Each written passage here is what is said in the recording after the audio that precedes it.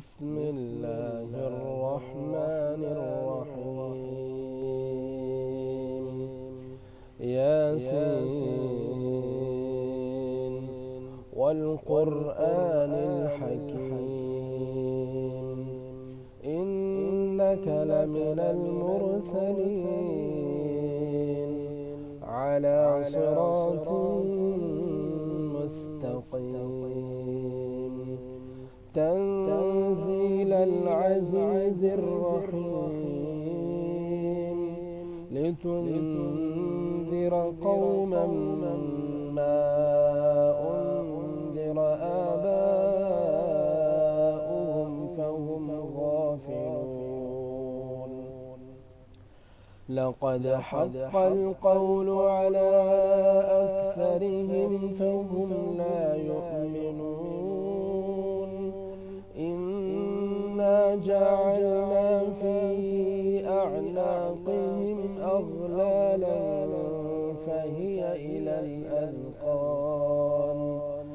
فهي إلى الأذقان فهم مقمحون وجعلنا من بين أيديهم سدا ومن خلفهم سدا فأغشيناهم فهم لا يبصرون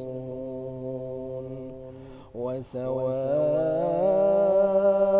عليهم أأنذرتهم أم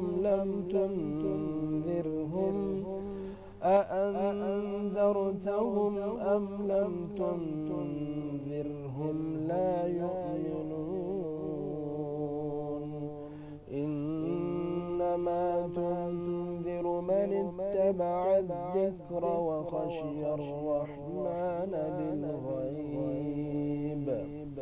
فبشره بمغفرة وأجر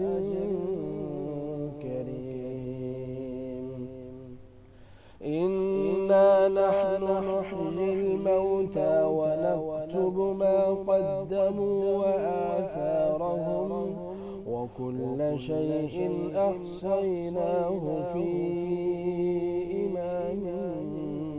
مبين واضرب لهم مثلا أصحاب القرية إذ جاءها المرسلون إذ أرسلنا إليهم اثنين فكذبوهما فعززنا بثالث فقالوا إنا إليكم مرسلون قالوا ما أنتم إلا بشر مثلنا